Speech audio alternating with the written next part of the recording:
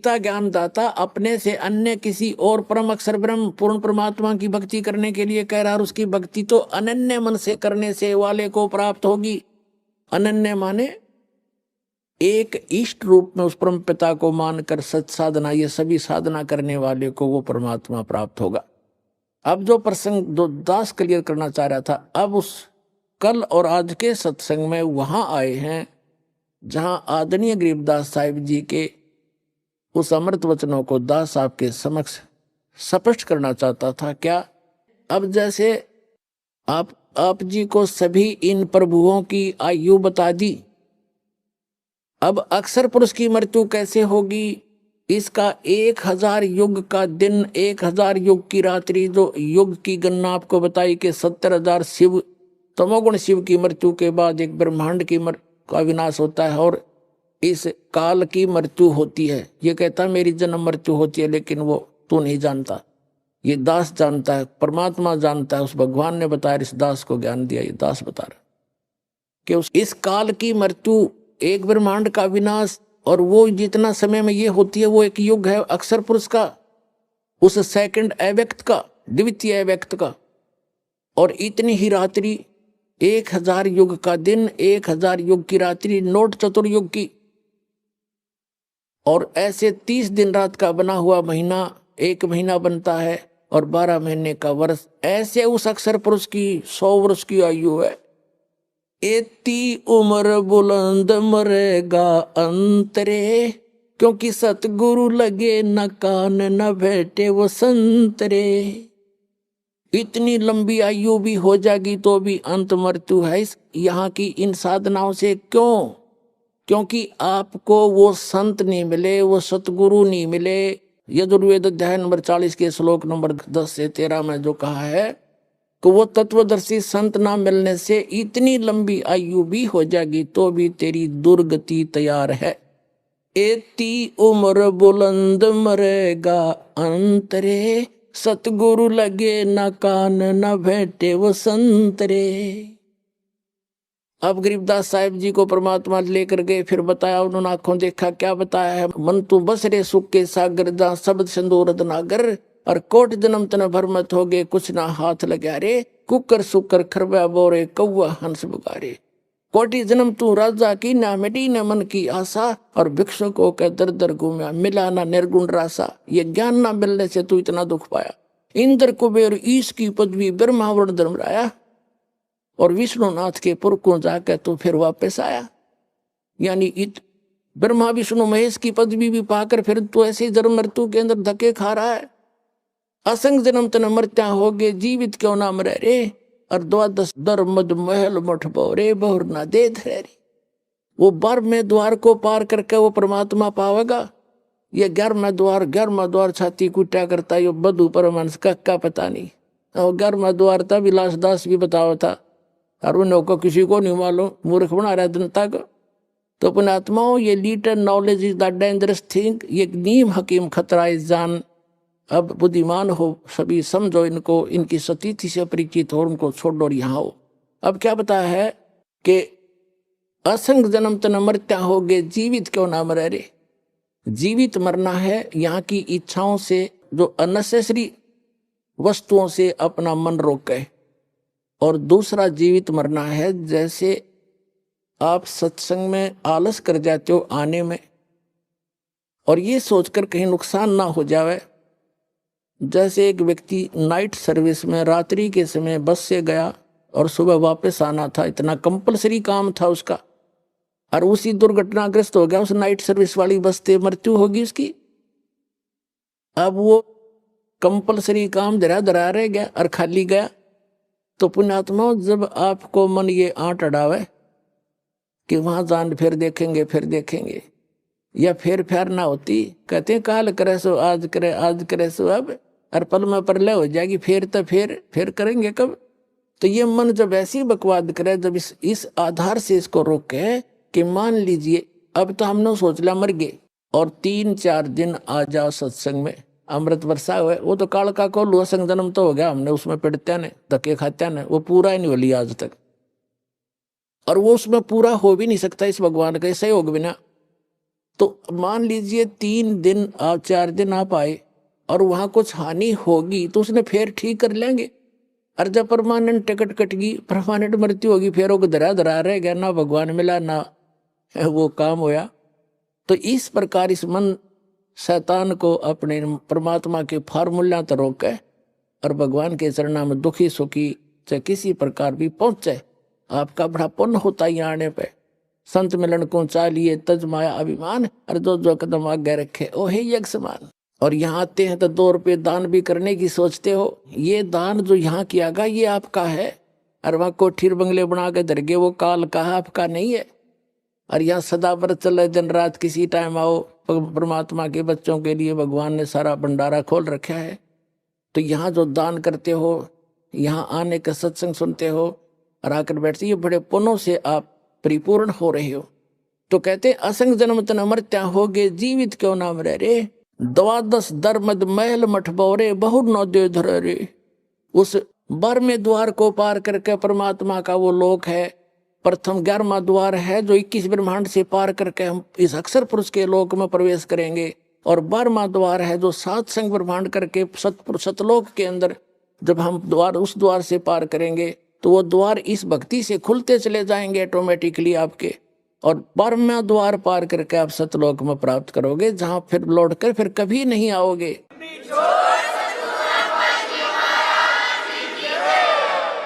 फिर क्या बताते हैं कि दोजक भस्त सभी तय देखे, राजपाट के रसिया।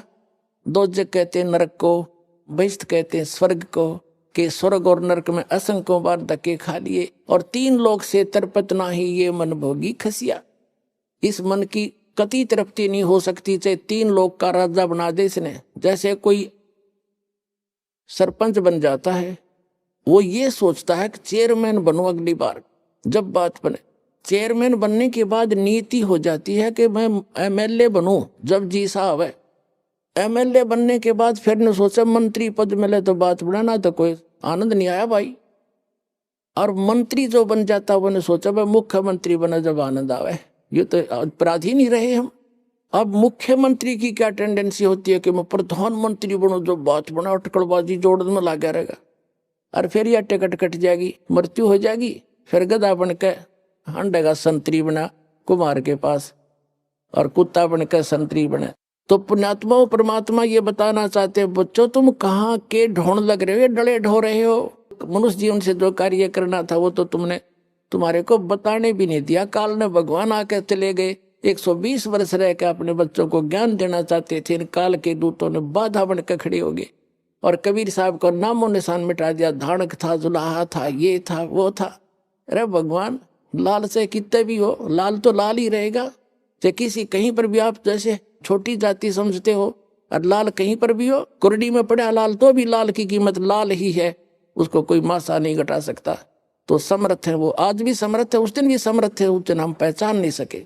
अब क्या बताते हैं, दोजिक भिस्त सभी ते देखे, राजपाट के रसिया, और 3 लोग से तरपत नाही, यो मन भोगी खसिया।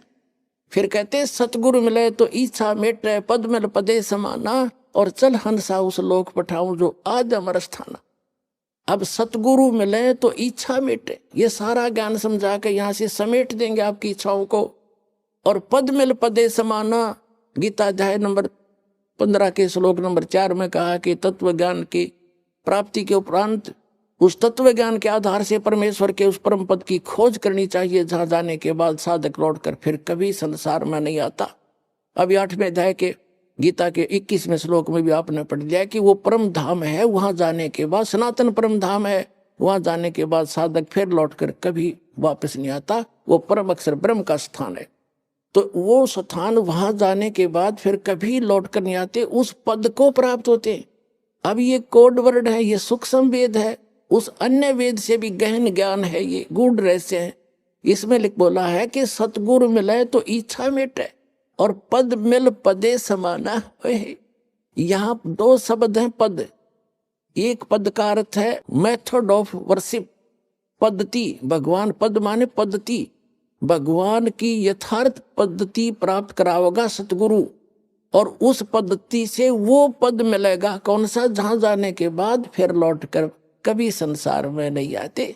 सतगुर मिले तो इच्छा मेटे, पद मिल पदे समाना, और चल हंसा उस लोक पठाऊं जो आदि अमर अस्थान। आदि अमर स्थान, शाश्वत स्थान।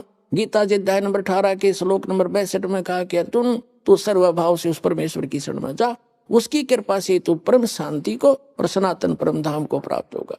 अपनी साधना को बताता है 8वें अध्याय के 5 और 7 में गीता ज्ञान दाता कि मेरी भक्ति करेगा तो युद्ध भी करना पड़ेगा और भक्ति भी कर। यहाँ शांति नाम की चीज नहीं है, और जन्म मृत्यु तेरी भी रहेगी और मेरी भी रहेगी।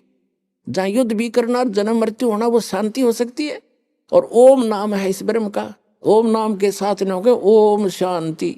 ओमकार शांति का तो एक्सीडेंट है, ओम से शांति हो ही नहीं सकती। सारे उल्टे काम। तो यहाँ बताते हैं कि चल हंसा उस लोक पठाऊं जो आदि अमर स्थाना, और 4 मुक्ति जहां चंपी करती। यहाँ की 4 मुक्ति हैं जिनको तुम प्राप्ति के लिए संखों पता नहीं हजारों वर्षों तक बैठे रहे, और फिर भी वो तुम्हारी 4 मुक्ति का सुख भी समाप्त होता है हमारे स्वर्ग लोक में, ब्रह्म लोक में। और कहते हैं हम आपको ले जाएंगे साधना से, जहां आप जाओगे वहां 4 मुक्ति जहां चंपी करती, सदा के लिए वो सुख आपके चरणों में रहेगा। 4 मुक्ति जहां चंपी करती, माया होरी दासी, और दास गरीब अभय पद पर से वो मिले कबीर राम अविनाशी।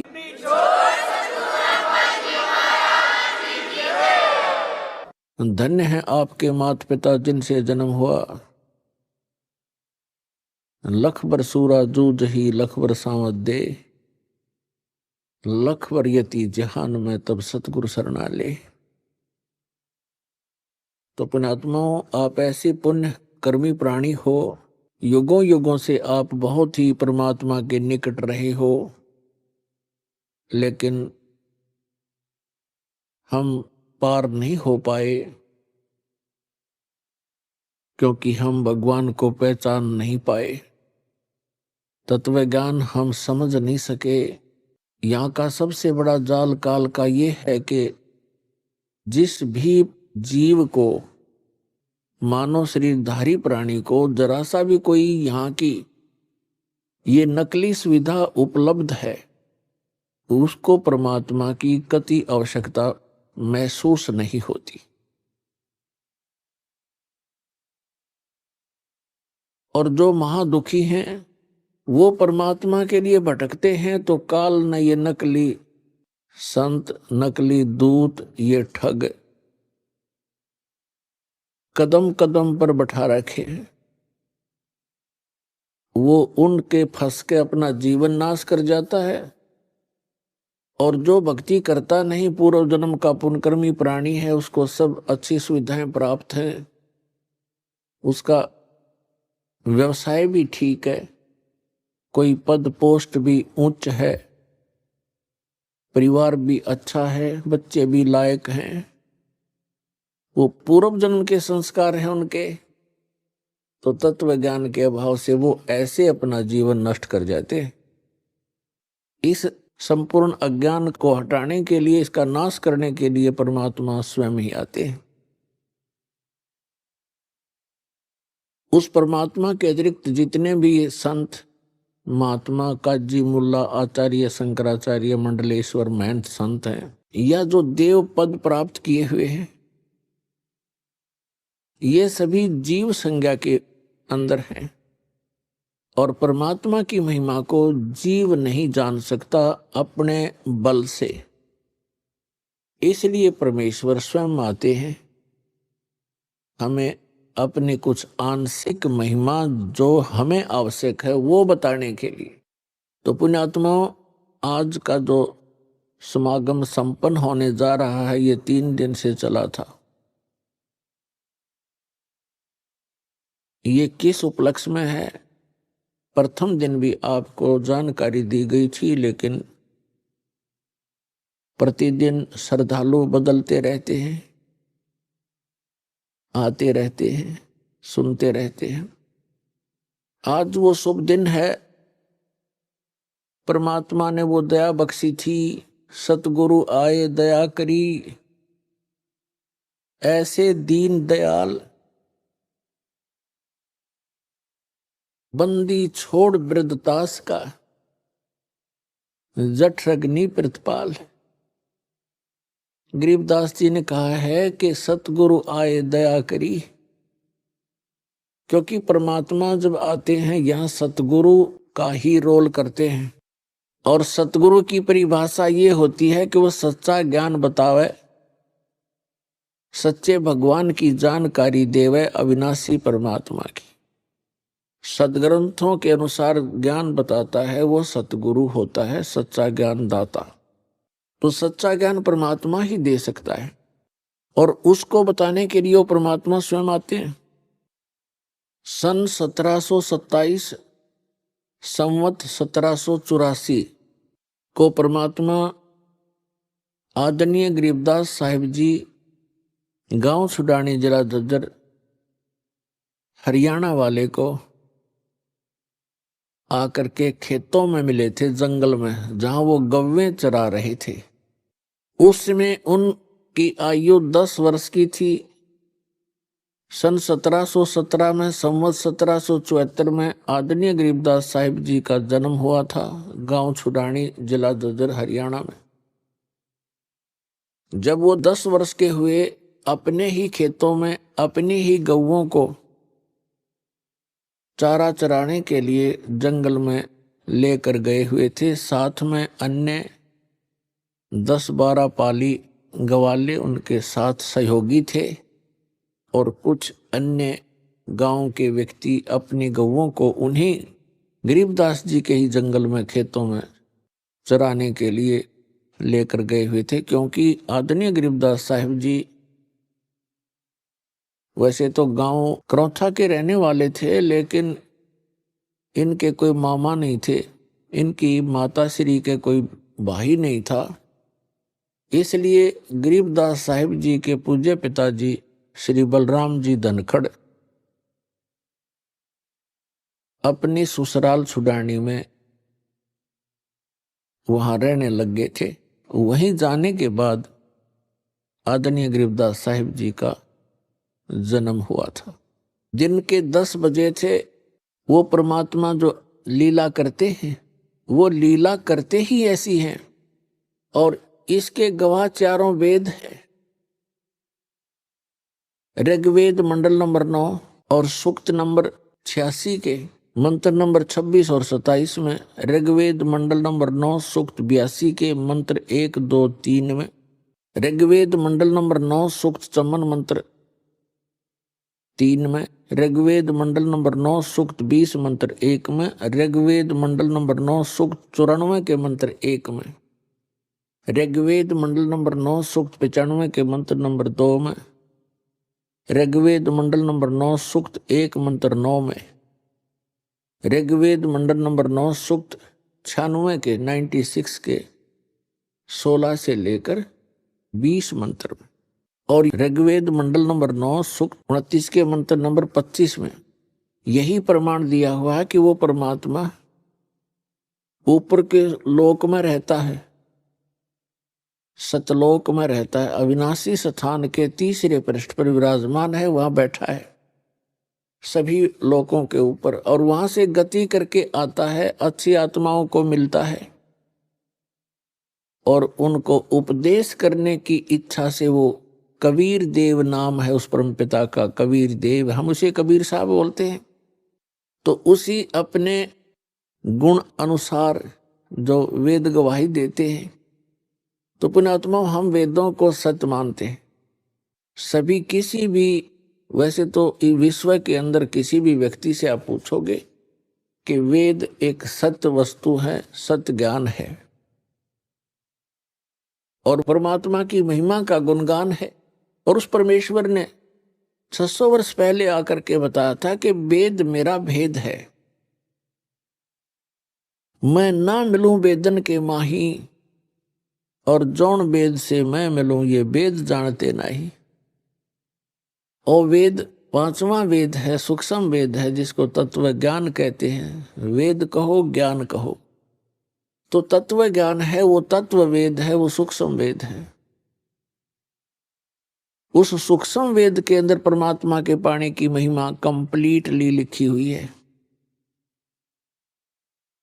और इन 4 वेदों के अंदर महिमा तो परमात्मा की है, लेकिन उसके पाने की विधि नहीं है, वो सत साधना उनमें वर्णित नहीं है।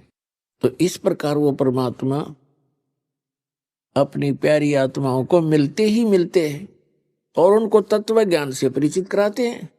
गरीबदास साहिब जी 10 वर्ष के थे, खेतों में अपनी गौवें चरा रहे थे। वहां एक आजकल का मौसम, जैसे आज का मौसम है,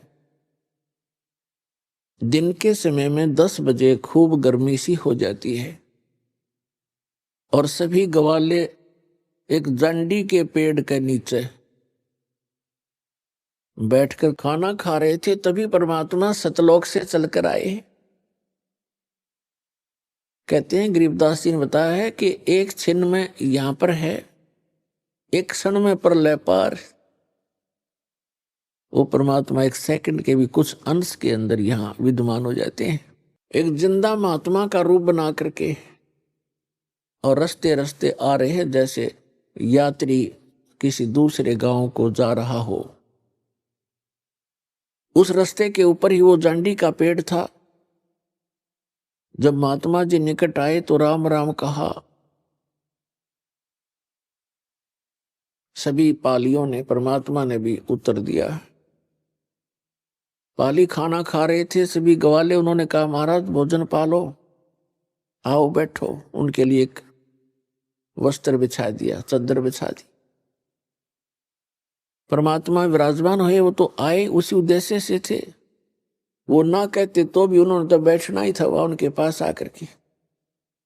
वो तो अपने कहते हैं, गोता मारू स्वर्ग में जा बैठूं पाताल, गरीबदास ढूंढता फिरूं अपने हीरे मोती लाल। गरीबदास जी बता रहे हैं, कबीर साहब ने बताया कि अपनी अच्छी आत्माओं को, जो मेरे लाल हैं, मेरे बहुमूल्य प्राणी हैं, जीव हैं, उनको खोजता फिरता हूं। कभी स्वर्ग में जाता हूं, कहीं पाताल में पहुंच जाता हूं, कभी पृथ्वी के ऊपर उनको तत्व ज्ञान से जगाता हूं। तो उन्होंने कहा, परमात्मा ने कहा भी मैं खाना खा के आया हूं अपने गांव से। बच्चों ने पूछा, जी आपका गांव कौन सा है,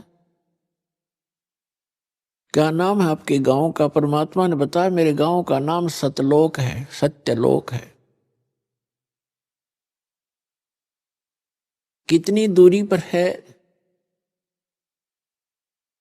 तो परमात्मा ने वाणी बोली, 16 शंख पर हमरा तकिया, हम गगन मंडल के जंदा, हुक्म हिसाबी यहाँ चल आए, काटन काल का फंदा। 16 शंख कोस की दूरी पर हमारा तकिया है, हमारा सिंहासन है, और हम गगन मंडल के अंदर भी घूमने वाले जिंदा महात्मा हैं, यहां नहीं। और हम काल के फंद को काटने के लिए यहां पर इस पृथ्वी पर आए हैं। बच्चों ने सोचा कि होगा कोई 16 कोस दूर पर कोई गांव, क्योंकि पहले इतना एक दूसरे से परिचित लोग नहीं थे, गांव को नहीं जानते थे, दूसरे गांव को, दूर देश के गांव को। तो उन्होंने वो टॉपिक छोड़ दिया। फिर कहा, महाराज जी भोजन नहीं खाओगे तो दूध तो पीना ही पड़ेगा। परमेश्वर ने कहा, भाई दूध पिलाना चाहते हो तो बच्चों, मैं कंवारी गाय का दूध पीता हूं। जो बड़े बड़े पाली थे उन्होंने कहा कि बाबा जी तेरी नीत ठीक को नहीं, मजाक कर रहे हो आप हमारे साथ, कंवारी गाय कभी दूध देती है? परमात्मा ने कहा, देख लो भाई, दूध पिलाना है तो कंवारी गाय का पिया करूं मैं। तो गरीबदास जी खड़े हुए, उनकी एक प्रिय बछिया थी, 1.5 वर्ष की लगभग, दूध पीना माँ का छोड़ रखा था, अभी तक वो गर्भ धारण नहीं किया था। उसको कंवारी बछिया कहते हैं। उसको पकड़ कर लाए, गले में रस्सी बांध रखी थी अपनी बछिया के, अल्लाह के खड़ी कर दी। कहा, भगवान हे महाराज जी, इसको दूध कैसे देगी, इसका बच्चा भी नहीं है। तो परमात्मा ने कहा कि एक पात्र लाओ। तो वो पात्र लाए, अपना जो मटका था छोटा सा, 5-4 किलो का छोटा सा, उसको बरोला बोले। मिट्टी का, उसको धो मांज रखा था, साफ कर दिया और कहा इसके थनों के नीचे रख भाई, अभी दूध देवे गया तुम्हारे सामने। अब गरीबदास जी उस पात्र को, उस मिट्टी के छोटे से मटके को पकड़ कर बैठ गए, जैसे दूध निकालते हैं नीचे रख लेते हैं बाल्टी को। परमात्मा खड़े हुए, बछिया के कमर पर आशीर्वाद भरा हाथ रखा, लंबे लंबे सतन हो गए 3-3 4-4 इंच के, और दूध की धार बंध गई। वो पात्र भरते ही अपने आप बंद हो गया। बोलो सतगुरुदेव।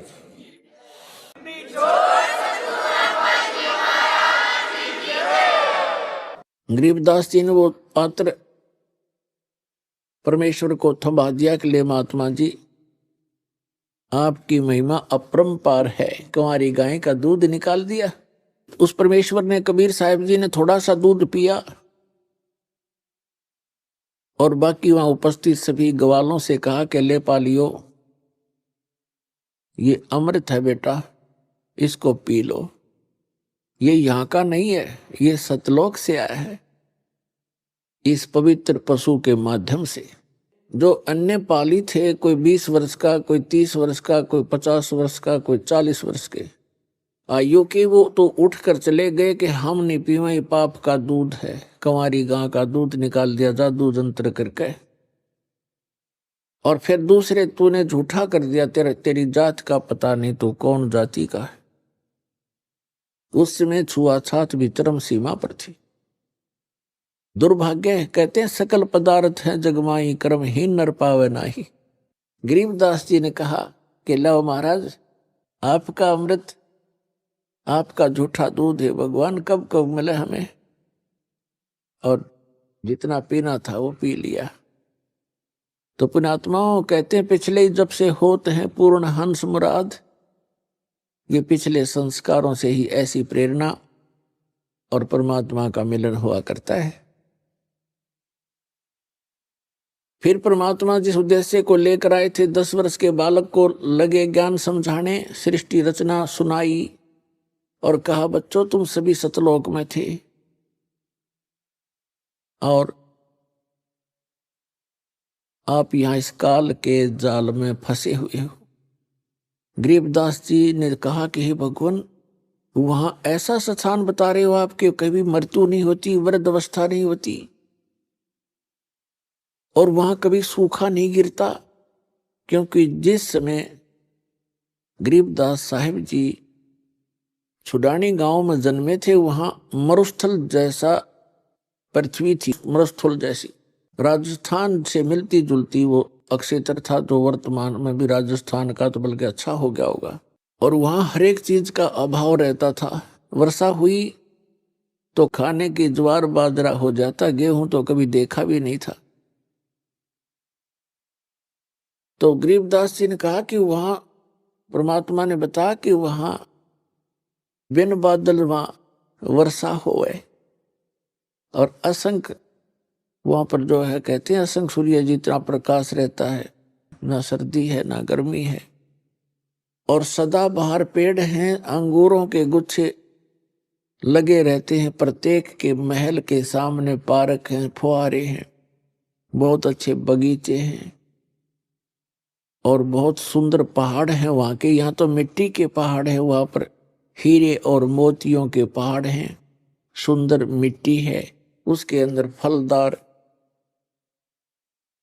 सदाबहार पेड़ पौधे हैं। गरीबदास जी ऐसे सुन रहे थे जैसे वो आत्मा उनकी सतलोक में ही घूम रही हो। परमात्मा बताते जा रहे थे और वो कल्पना करते जा रहे थे।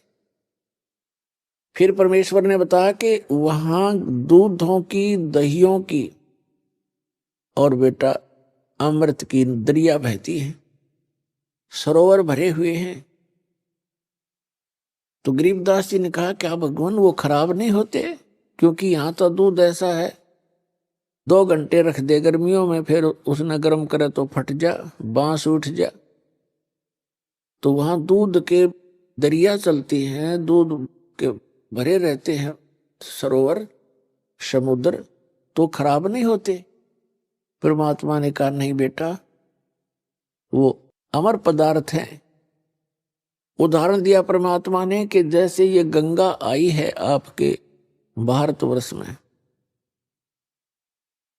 ये गंगा का जल हमारे ही लोक से आया है, सतलोक से।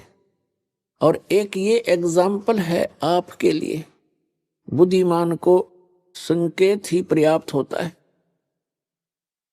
सतलोक से यह गंगा आई, सबसे पहले आई शिव के लोक में, शिव के लोक से फिर आई विष्णु के लोक में सबसे, और फिर उसके बाद आई है इस पृथ्वी लोक पे। इसके आने का तरीका परमात्मा की रजा और उसका, अब उसको साइंटिफिक तरीके से किसी तरह लगा लो, वहां से नीचे आई, फिर वहां से नीचे वाष्प बनकर पृथ्वी पर आई, या हिमालय के ऊपर आकर के ये बर्फ रूप में विद्यमान हुई, और हो ही रही है। हुई क्या, ये तो आ ही रही है, वहीं से चलकर आ रही है। और इस गंगा के पानी को आप रख लीजिए, चाहे 100 वर्ष रखो, ये खराब नहीं होता। और ये तो इसे लोक में जहां सब कुछ में तुरंत ही जीव चल पड़ते हैं। ये कितना सुंदर शरीर है, मृत्यु के उपरांत 2 दिन इसका अंतिम संस्कार ना करो, इसमें जीव पड़ जाएंगे सारे में। लेकिन उस गंगा के पानी में वो खराब नहीं होता, उसमें जीव नहीं होते। तो गंगा जल तकरीबन सबके घर पर होता था। इस बात से गरीबदास जी खूब परिचित थे कि 3 वर्ष पहले हमारी माता किसी के साथ गई थी और गंगा का जल लाई थी, और आज तक बिल्कुल ऐसा ही है। तो उन्होंने बड़ी रुचि हुई कि भगवान मुझे वो स्थान दिखाओ जहां हम पहले रहा करते थे। परमात्मा आए इसलिए थे, हम जीवों के लिए अपने गवाह तैयार करने के लिए, कि मेरे प्रत्यक्ष दृष्टा हो, मेरे साक्षी बने मेरे बच्चे, ताकि आने वाली वो पिछली पीढ़ी में मुझे पहचान सके कि कबीर इज गॉड।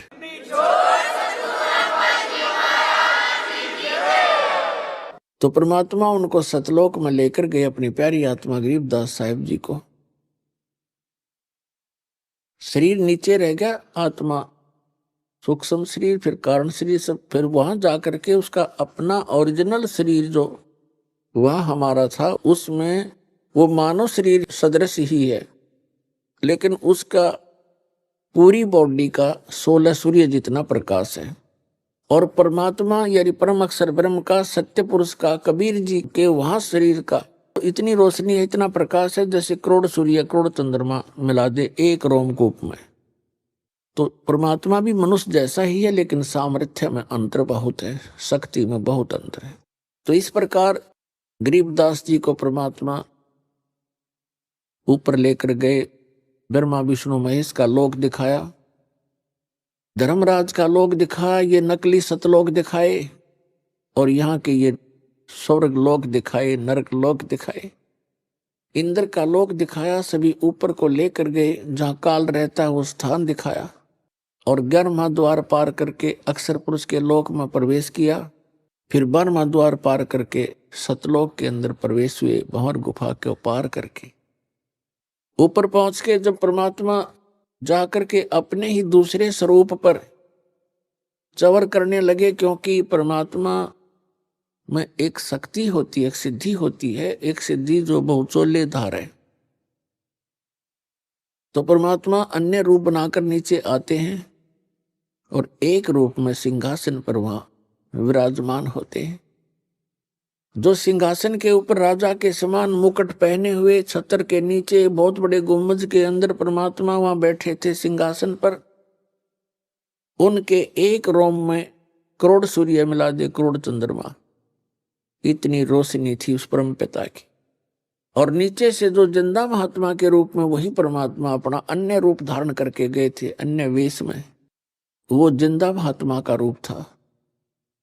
जिंदा कैसे होते हैं? मुसलमानों के अंदर जिंदा महात्मा होते हैं, काला टोप पहनते हैं छोटे से वाला, एक काला ही ओवर कोट पहनते हैं घुटनों से भी नीचे तक, पिंडलियों तक का, और एक कच्छा पहनते हैं घुटनों तक का। ऐसी वेशभूषा वाले को जिंदा महात्मा कहते हैं। जैसे कोई गिरी है, पुरी है, उनकी पहचान अलग है, कोई वैष्णव साधु है, उसकी अलग पहचान है, ऐसे ही जिंदा महात्मा के रूप का अलग पहचान है। तो वहां परमात्मा ने जाकर के एक चंवर रखा था। कबीर परमात्मा जो नीचे से गए थे, वो चंवर उठाकर उस सच्चे दरबार से और अपने ही दूसरे रूप जो सिंहासन पर विराजमान थे डबल रोल करने लगे, उनके ऊपर चंवर करने लगे ऐसे। अब गरीबदास जी सोच रहे हैं, देख रहे हैं कि भी भगवान तो ये है जिसके ऊपर बाबा जी चंवर कर रहे हैं, और कितने सुंदर है, कैसा नूर है, ऐसा प्रकाश कभी देखा नहीं, और यहाँ का लोक है भगवान। वहां तो मन चकित हो जाता है। तो गरीबदास जी इतना सोच ही रहे थे कि भगवान तो ये है, और कितना सुंदर लोक यहाँ का, देखते भी मन नहीं भर रहा है, आत्मा तृप्त नहीं हो रही है। कभी उस सुंदर मनोहर लोक को, द्वीप को देख रहे हैं, वहां के नजारा देख रहे हैं, कभी परमात्मा के चेहरे को देख रहे हैं जैसे बालक देखा करते हैं।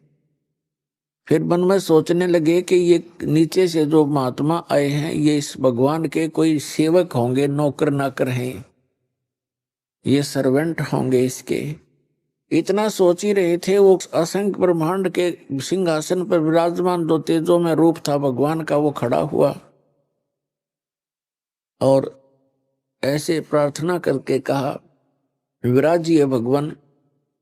जिंदा महात्मा के रूप में मालिक उसमें बैठ के असंख्य ब्रह्मांड के सिंहासन पर,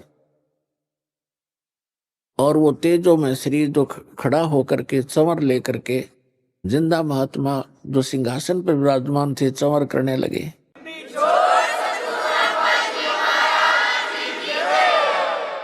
अब गरीबदास जी सोच रहे हैं कि बाबा जी तो बड़ांडी भाई, इस पर भगवान चंवर करे, इसका पूजा सेवा कर रहा है।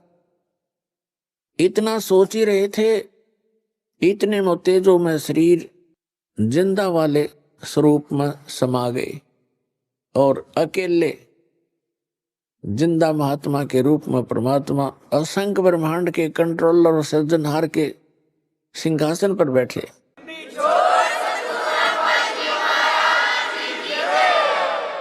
और उनका इतना ही तेजों में शरीर हो गया। तब परमात्मा ने कहा कि गरीबदास बेटा, ये तुम्हारा निज स्थान है, यहाँ वैसी ही सृष्टि है, नर और नारी हैं। ये कितने सुंदर बाग बगीचे भरे पड़े हैं, कितनी सुंदर महक उठ रही है वहां पर, और कितनी प्यारी प्यारी आवाज घंटियां बज रही हैं, यहाँ पर धुन हो रही है। ओए होए। अब गरीबदास जी से कहा कि बेटा, मैं बनारस के अंदर, काशी के अंदर 120 वर्ष जुलाहे के रूप में, धानक रूप में रहा था, और मैंने वहां अपना प्रचार किया। एक धर्मदास नाम के वैसे थे, सेठ से, उनको मैं मिला, उनको बहुत अच्छी तरह समझाया, और बेटा 120 वर्ष वहां रह करके मैं फिर वापस यहाँ आ गया था। अब तुझे इसलिए लेने गया मैं कि आप भगवान को पहचान कर संसार में जाकर के आंखों देखी महिमा का वर्णन करोगे, ताकि आने वाले समय में परमात्मा के बच्चे, मेरे बच्चे मुझे पहचान सकेंगे। अब परमात्मा ने अपने आशीर्वाद से उनकी दिव्य दृष्टि खोल दी, उनका ज्ञान योग खोल दिया, और उसके अंदर अपना तत्व ज्ञान फीड कर दिया। और गरीबदास जी से कहा कि जा बच्चा, अब तू नीचे जा, जा, तेरे शरीर को अंतिम संस्कार के लिए चिता पर रख दिया है, अब उसको नष्ट कर देंगे वो, आप जाकर उसमें प्रवेश करो और मेरे गवाह बनो। गरीबदास जी ने कहा, भगवान उस गंदे लोक में मुझे मत भेजो, मैं तो यहीं रहूंगा, या अपने भाई बहनों में खेलूंगा, बैठूंगा। परमेश्वर ने कहा कि नहीं बेटा, आप ऐसे नहीं रह सकते यहाँ, क्योंकि जब आप यहाँ से गए आप पुण्यों से परिपूर्ण थे, आपने सारे पुण्य नाश कर लिए वहां पर। उस काल के रेस्टोरेंट में उस झूठे सुख का आनंद ले लेकर आपने अपने सभी भक्ति कर्म नाश कर लिए, और मैं आपको ऐसा चार्जर दूंगा, ऐसी भक्ति दूंगा सत्य, ये आप स्वयं जाप करना और मेरी महिमा का वर्णन करते समय उसमें लिख देना। अन्य किसी को अभी ये मंत्र डिस्क्लोज ना करना। गरीबदास जी ने उनके वचनों को सिरोधार्य किया। उधर से क्या हुआ, कुछ समय के बाद 2-3 घंटे के बाद जो पाली चले गए थे ग्वाले, वहां से उन दोनों को छोड़कर आत्मा और परमात्मा को, 2-3 घंटे के बाद उनको ध्यान आया कि वो बच्चा कहाँ बैठा है, लड़की का लड़का, वो बाबा जी चला गया कि नहीं। उन्होंने देखा कि वो अकेला बैठा है, बाबा जी दिखाई नहीं दे रहा है।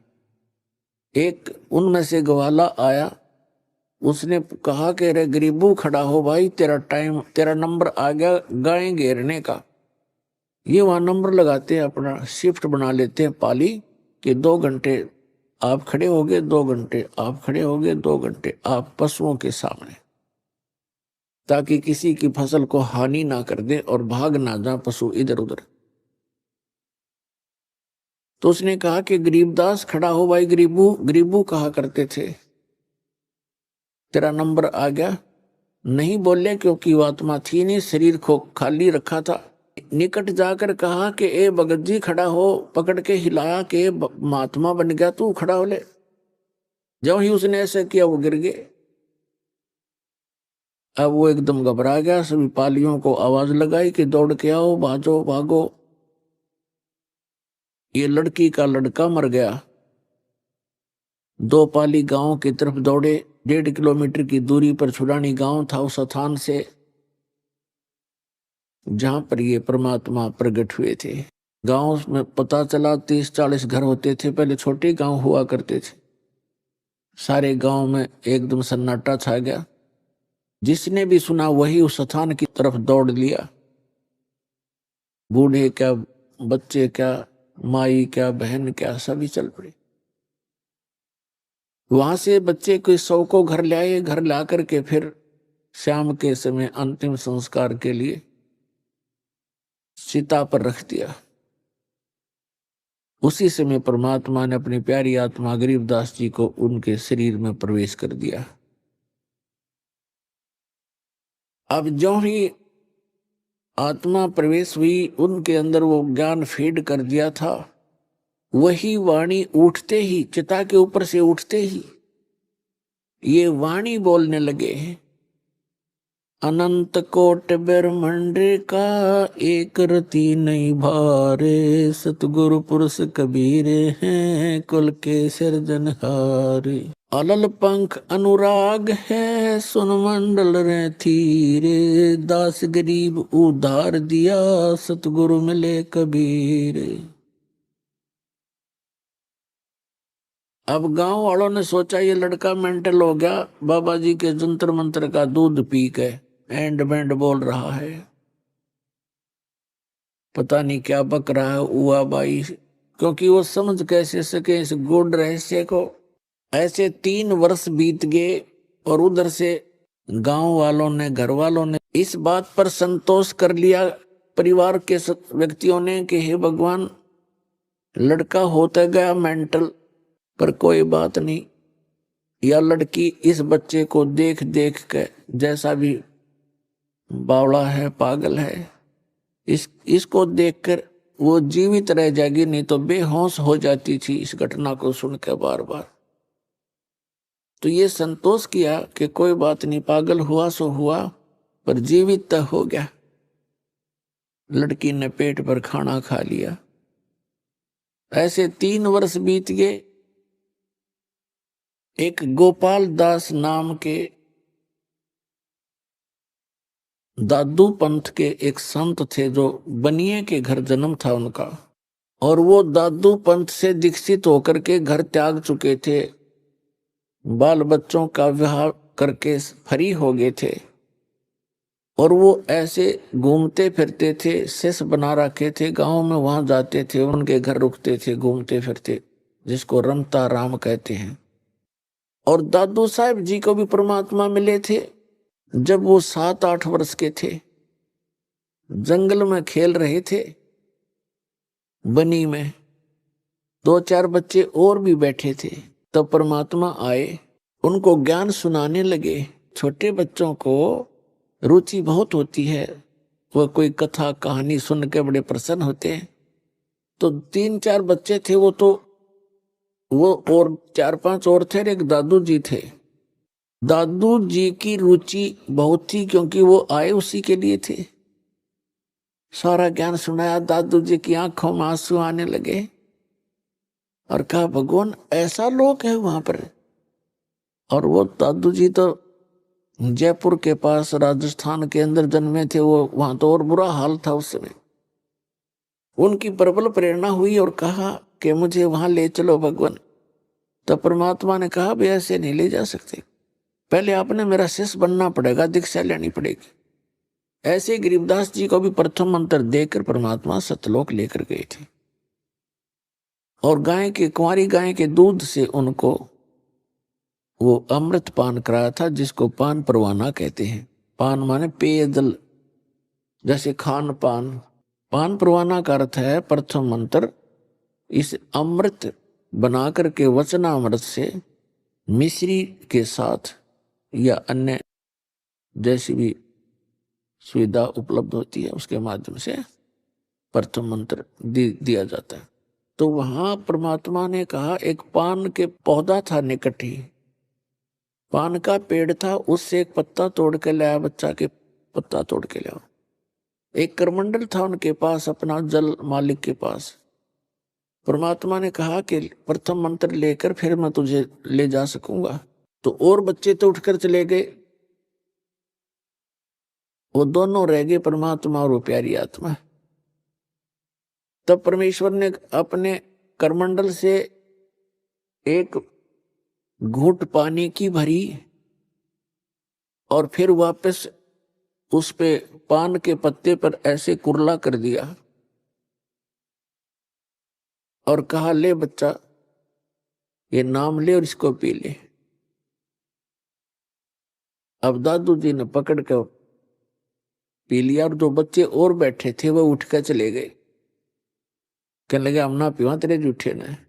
आइए अब हम उन श्रद्धालुओं के अनुभव जानते हैं जो जगत गुरु तत्वदर्शी संत रामपाल जी महाराज जी से दीक्षा प्राप्त कर चुके हैं तथा उनके द्वारा बताए गए भक्ति मार्ग पर चल रहे हैं। नमस्कार जी। साहिब। क्या नाम है जी आपका? नसीम खान। बहन जी कहाँ से हैं आप? मध्य प्रदेश, MP जिला मुरैना। संत रामपाल जी महाराज से नाम दीक्षा आपने कब ली? संत रामपाल जी महाराज से हमने 2017 में नाम दीक्षा ली। संत रामपाल जी महाराज से नाम दीक्षा लेने से पहले आप क्या भक्ति साधनाएं करती थी? जो हमारी समाज में बचपन से नवाज रोजे अल्लाह अल्लाह बस यही करते थे। तो फिर क्या कारण बना कि आप मुस्लिम धर्म से संत रामपाल जी महाराज से आपने नाम दीक्षा ली? बहुत परेशान रहते थे, बहुत परेशानी रहती थी, नमाज पढ़ते रहते थे। हमने एक हमारी समाज में जो मतलब पीर होते हैं वो हमारे पिताजी थे, उनको हमने अपना वो बना रखा था। वो हमको नमाज़ों की सूरतें बताते थे, पढ़ने को बताते थे, रात में नमाज की इबादत बताते थे, वो करते थे। फिर भी परेशानी दूर नहीं होती थी। मेरे पे 3 बेटी 1 बेटा है। बेटियों पे भूत पलीत का साया रहता था, परेशानी बहुत रहती थी। मेरे हस्बैंड को फालिस भी मार गई थी। मैं अपने बच्चों का बहुत मुश्किल से पालन पोषण करती थी और जो पीर बनाए थे उनके बताए रास्ते पे चलती थी। फिर भी दिन पे दिन परेशानी आती थी और उसके सिवा हर वक्त रोना राट बहुत परेशान रहते थे। मेरी बड़ी बेटी ने हिंदू समाज में शादी कर रखी, उसकी वजह से हमारे घर वाले बहुत खिलाफ हो गए, हमको बहुत लड़ने भिड़ने लगे। फिर हमने अलग रहने लगे। ऐसे हम बहुत परेशान रहते थे भगत जी। मगर जो हमने जो पीर बना रखे थे वो हमारे साथ रहते थे, उनकी हम बहुत अच्छे से सेवा करते थे।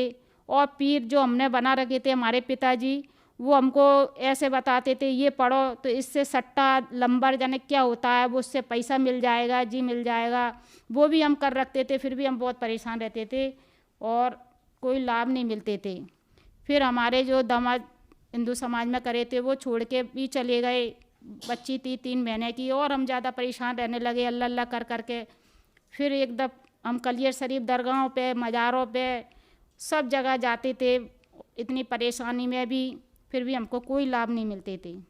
हम अजमेर शरीफ गए, कलियर शरीफ गए और पटियाला में जो भी जहाँ जहाँ दरगाह अच्छी अच्छी थी वहाँ भी जाते थे अपनी समस्या लेके। हमारी कोई पूरी नहीं होती थी और हम परेशान रहते थे। हमें संत रामपाल जी महाराज के बारे में हमारे दामाद जो हिंदू समाज में थे उनने हमको बताया कि ये अपने अल्लाह हैं जी, देखो अपने कुरान शरीफ में जी लिखा है, वो लिखा है। फिर उन्होंने हमें सत्संग भी बताया और सुनाया। हमने कि हमें ले चलो, तो हमें आश्रम लेने गए। हमने कि ठीक है, हमें नाम उपदेश दिलवा दो। फिर हमने नाम उपदेश लिया संत रामपाल जी महाराज से। जैसे कि आपने बताया कि मुस्लिम धर्म में जितनी भी भक्ति साधनाएं होती हैं वो सब करते थे आप अजमेर शरीफ भी गए और भी आपने नाम गिनाए। तो क्या संत रामपाल जी महाराज से नाम दीक्षा लेने के बाद आपके ऊपर जो समस्याएं थी वो ठीक हुई? संत रामपाल जी महाराज से जो हम इतने परेशान रहते थे, उनसे नाम उपदेश लेके हमारी सब परेशानी सब दूर हो गई। आज हम बहुत खुशी से हैं, बहुत अच्छे हैं, परमात्मा की भक्ति कर रहे हैं और 2017 से और नियमों से चल रहे हैं और हमें बहुत लाभ मिल रहा है, बहुत अच्छे से रह रहे हैं, सब परेशानी दूर हो गई हमारी। जो हमारे बेटा नहीं जुड़ा हुआ था, हमने नाम दीक्षा ले रखी थी गुरुजी से, संत रामपाल जी महाराज से, तो उसके ऊपर इतना बड़ा केस लगा था जी वो सर कि हम बहुत परेशान थे और थाने के सामने हम बहुत रो रहे थे और ऐसे रो रहे थे। हमारा एक ही बच्चा है कि जी यानी कौन से केस में लगा देंगे और हमारा बच्चा छोटा है, इतनी समझ में भी नहीं है और ऐसे दुश्मन पड़ गए थे, उसको निकलने नहीं दे रहे थे। हमारी बेटियां, हम बहुत रोते फिर रहे थे। उसने अंदर मन ही मन में वो घबरा गया, उसने मन ही मन में याद करा कि मम्मी किन से जुड़ी हैं, मैं बाहर निकल आऊँ तो मैं भी मम्मी के संग में चलाऊँगा। मैंने कही ये संत रामपाल जी महाराज गुरुजी मेरे बच्चे को बाहर निकाल दो और ये तो उल्टा सीधा कोई केस लगा देंगे। मेरी बेटियां बहुत डकरा रहे थे, बहुत परेशान हो रहे थे। फिर अचानक में 6 बजे एक ऑफिसर आया, उसने कि क्या है, ने कि ऐसे ऐसे। तो हमने कि सर हमारा बच्चा सीधा है, कुछ नहीं है, फालतू की लोगों ने फंसवा दिया है। तो हम रोने लगे, बहुत परेशान होने लगे। फिर उनने ऐसे गुरुजी ने रक्षा करी कि पता भी नहीं पड़ी कि कब मेरा बच्चा बाहर मेरे सामने आ गया।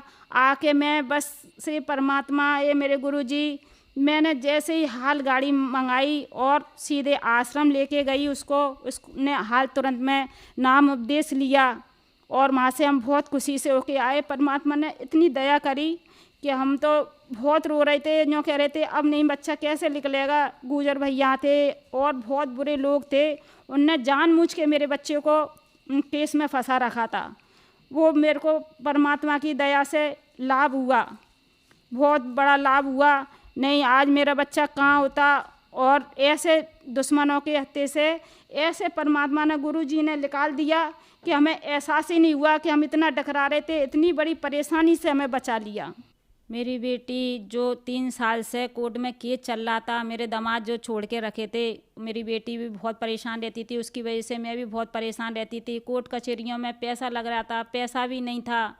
इतना हम परेशान थे, इतना परेशान थे कि हम दिन रात रोने के सिवा और नमाज पढ़ने के सिवा कुछ भी नहीं आता था। जब से संत रामपाल जी गुरुजी से नाम दीक्षा ली, मेरी बेटी का भी घर बस गया और मेरी जो समस्या थी, मेरे पैरों से खड़ा नहीं हुआ जाता था, पैरों से बहुत दर्द होता था, वो भी मैं ठीक हो गई। और खूब सब परमात्मा जुड़ के बहुत सच लाभ मिले हमें और हमारे सब अब सही हैं। जैसे कि आपने बताया कि आपने संत रामपाल जी महाराज से नाम दीक्षा लिया और आपको बहुत सारे लाभ मिले। पहले आप मुस्लिम धर्म में थे और संत रामपाल जी महाराज से नाम दीक्षा लेने के बाद तो संत रामपाल जी महाराज ने आपको नाम दीक्षा दी, तो क्या आप मुस्लिम से हिंदू बन गए? नहीं भगत जी, हम हिंदू नहीं हैं। हमारे संत रामपाल जी महाराज बताते हैं, जीव हमारी जाति है, मानव हमारा धर्म, हिंदू मुसलमान सिख ईसाई धर्म कोई न्यारा नहीं और हमें इससे कोई फ़र्क नहीं पड़ता है। हमें परमात्मा अल्लाह हमें मिल गए और हमें यही चाहिए, हमें कोई मतलब नहीं है। परिवार जो हमारे मुसलमान हैं, जो हमारे घर वाले हैं, वो हम पे विरोध करते हैं, हिंदू बन गई है, हिंदू बन गई है। हम कहते हैं हमें तो ठीक है, हम हिंदू बन गए हैं, पर हमें अल्लाह तो मिल रहा है। नमाज इतनी पढ़ ली, इतने हमने सब कुछ कर लिए हैं, इतनी इतनी परेशानी उठा ली, हमें कुछ अल्लाह नहीं मिले। हमें अब अल्लाह मिले। देखो कुरान शरीफ खोलो, हम खूब समझाते हैं मगर उनके समझ में नहीं आती है। संत रामपाल जी हमारे महाराज हमको हिंदू नहीं बनाते हैं। वो जो मुसलमान जो कुरान शरीफ में लिखा है उसके हिसाब से हमें मुसलमान के धर्म से जो इबादत बताते हैं वही इबादत करते हैं हम, और ना वो हिंदू नहीं बनाते हैं। और जो मतलब कुरान शरीफ को खोल के साधना चैलान पे जो सत्संग बताते हैं वो देखो मुसलमान बहन भाई, तो वो ना हिंदू का कोई वो नहीं है। वो तो जो इबादत कुरान शरीफ में लिखी है उसी को बताते हैं। आज जो दर्शक टीवी पे आपको देख रहे हैं और वो भी मुस्लिम समाज से हैं, तो उनके लिए आप क्या कहना चाहेंगी? मैं उनसे यही कहती हूँ कि मुसलमान समाज से कि देखो अपने अल्लाह और जो कुरान शरीफ पढ़े हुए हैं उनको खोल के देखो। चैलान पे रामपाल गुरुजी का सत्संग आता है, उसको देखो तो आपके समझ में आ जाएगी। वो हिंदू नहीं बनाते हैं, जो अपना कुरान शरीफ कह रहा है वही से इबादत बताते हैं। मैं मुसलमान समाज से यही कहती हूँ, अपने अल्लाह आए हुए हैं उनको पहचानो और समझो और सही इबादत करो, जो इबादत करनी चाहिए, जो नहीं कि नवाज में और दरगाह पे वहाँ जहाँ कुछ नहीं मिलेगा। मैं भी एक मुसलमान समाज से हूँ और आज मुझे सही इबादत मेरे संत रामपाल जी महाराज ने मुझे बताई हुई है, उससे मुझे काफ़ी लाभ मिले हैं कुरान शरीफ के अनुसार। ठीक है, कुरान शरीफ मेरी बेटियां भी पढ़ी हुई हैं, मैं भी पढ़ी हुई हूँ। आज मैं उसको पढ़ के मैंने देखा है, आप भी देखो और समझो तो आपके समझ में आ जाएगी। अपने अल्लाह कबीर साहब हैं, अपने 786 बार जो कुरान शरीफ में नाम दिया हुआ है, तो मुसलमान समाज कहती है कि हमारा 786 लक्खी है, तो उसको समझो तो कि वो लक्खी क्यों है। अपने अल्लाह का नाम कबीर साहब, कबीरन कबीरा खबीरा, जो कुरान में लिखा हुआ है उसको पहचानो कि यही अल्लाह हैं। जी तुमने अल्लाह अल्लाह अल्लाह अल्लाह कर रहे हो, उससे तुम्हें कोई लाभ नहीं मिल रहे हैं। जैसे कि हाल ही के कुछ वर्षों से देखा गया है कि संत रामपाल जी महाराज से मुस्लिम समाज है वो भी बहुत ज़्यादा संख्या में जुड़ रखा है, जैसे आपकी तरह। अगर कोई श्रद्धालु टीवी पे आपका इंटरव्यू सुनना है, अगर वो मुस्लिम धर्म से भी है, तो वो संत रामपाल जी महाराज से नाम दीक्षा कैसे ले सकता है? चैलान पे गुरुजी का सत्संग आता है, उसके नीचे पट्टी आती है, उसमें उनका नंबर लिखा है और उससे अपन